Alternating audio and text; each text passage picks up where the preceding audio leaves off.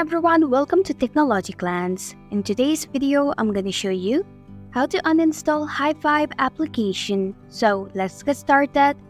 Begin by launching Settings on your mobile device. Scroll down until you find Apps option. Tap on it.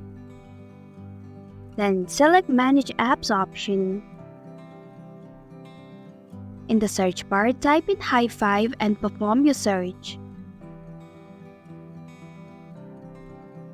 Tap on it. At the bottom of your screen, you'll be able to find Uninstall option. Tap on it. And if you are sure, tap on the OK button. And this is how you can uninstall hi5 application. Thanks for watching Technology Glance. If you like this video, hit the like button and drop a comment with any questions or feedback. If you are new, subscribe and click the bell icon to stay updated on the future videos.